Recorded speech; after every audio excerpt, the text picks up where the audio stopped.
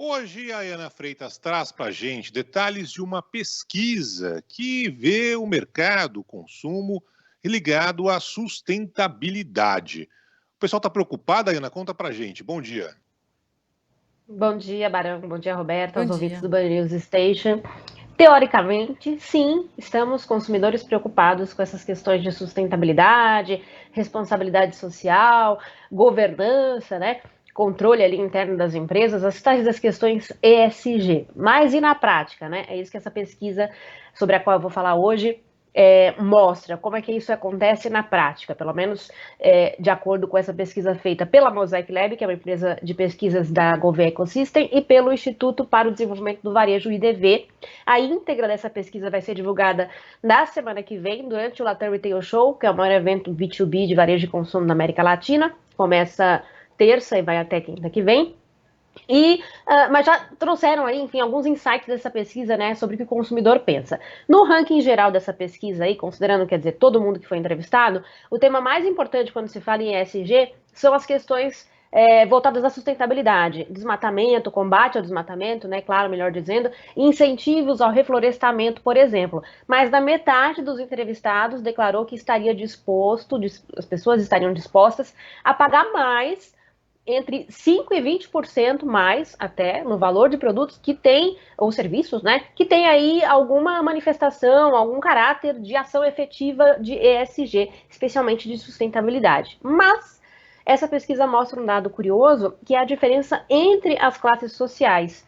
Quando a gente fala, divide aí, né, eu falei primeiro dado de todo mundo, agora dividindo em classes sociais, quando a gente considera, por exemplo, a classe A, 35% dizem conhecer bem o tema ESG, 52% dizem conhecer pouco, 15% desconhecem o assunto. Quer dizer, 33% é um índice grande, né, das pessoas de classe social mais elevada. Indo para a classe B, 13% dizem conhecer bem o tema, 55% dizem saber pouco e 32% dizem que não sabem nada sobre isso. E quando a gente vai para a classe C, pessoas com renda mais baixa, 47%, quer dizer, quase metade, dizem que não sabem nada sobre o assunto. Os que sabem um pouco são 45%, perto aí, né? E 8% dizem que conhecem, pouquíssimas pessoas, 8% só dizem que conhecem bastante o conceito.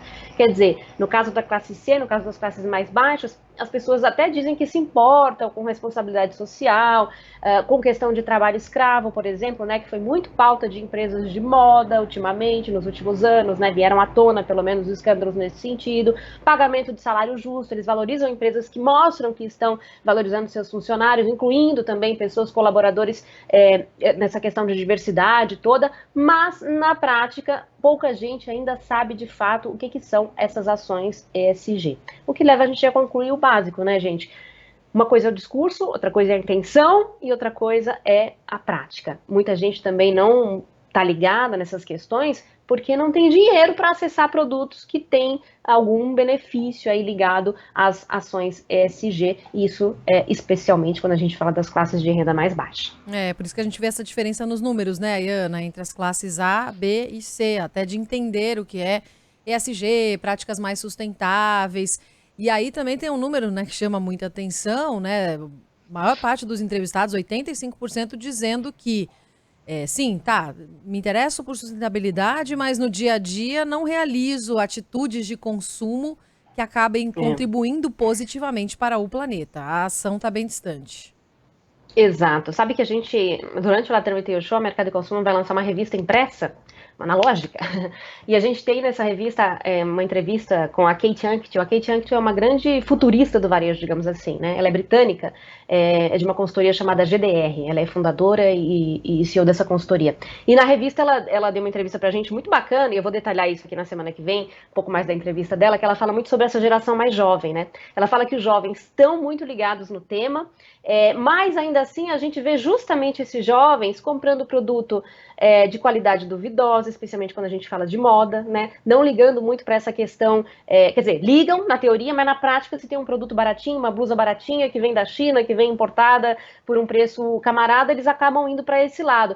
Eles têm ética, sim, ela diz isso, né? Eles têm essa questão ética, essa consciência ética, mas não necessariamente conhecimento para entender as implicações que as ações deles, de hoje, os jovens, né, vão ter no futuro, quando a gente fala exatamente da compra, por exemplo, de itens mais baratos. Então, eles acabam lançando mão dessas alternativas, porque são soluções mais rápidas, mais baratas, que eles podem pagar, e porque a preocupação deles é muito mais ainda teórica, muitas vezes, do que prática de fato. Enfim, é um assunto que está na pauta, né? Porque a gente está falando muito dessa questão de importação de produtos chineses e tudo mais, mas não só. A gente está falando de produtos também, quando a gente fala de ética, responsabilidade social, governança, a gente está falando de qualquer tipo de produto ou serviço, né? Mas é isso, na cabeça as pessoas têm muito claro que isso é um valor importante, mas na prática, seja por desconhecimento, seja por falta de dinheiro no bolso mesmo, a decisão acaba sendo impactada mais pelo bolso, no fim das contas. Esse assunto aqui nos Estados Unidos está pegando muito, né? E as empresas que dizem que têm esse tipo de responsabilidade fazem propaganda, à torta direito. O problema é que, de vez em quando, uma dessas empresas é pega na contramão, né? Se identifica ali que não é...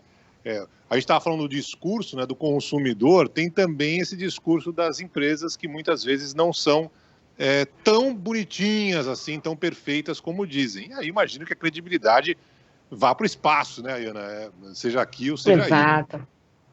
Aqui também, viu, Barão? A gente teve situações recentes, né, alguns casos recentes de empresas que acabaram sendo descobertas, digamos assim, quando a gente falava muito antes do greenwashing, né, que era a questão de falar que um produto é ambientalmente responsável, mas na verdade não é tanto assim, né, dar aquela lavagem no marketing para parecer que justamente para usar isso como argumento de venda, né. E hoje isso o washing se aplica a outras questões também, por exemplo, a forma de contratação, abre um processo seletivo de repente para contratar gente diversa, só que é gente diversa para um nível hierárquico menor, não abre processo de contratação para níveis hierárquicos maiores, por exemplo. Então, diversidade até que ponto, né? As pessoas estão muito mais ligadas nisso e sim, também tem esse boicote, às vezes, das marcas que elas percebem que não estão sendo... às vezes até tentam ser claras, né, tentam ser transparentes, mas não estão sendo sinceras, digamos assim, no fim das contas, né? Mas sempre esbarrando nessa questão, como a gente comentou, do custo-benefício, que para o consumidor, especialmente em termos de inflação, em termos de crise econômica, como a que a gente vive hoje, acaba sempre pesando, né? Um desafio para as empresas também é tornar não só essas ações mais transparentes, mais claras e reais, mas também mais acessíveis para o bolso de todos os consumidores, né?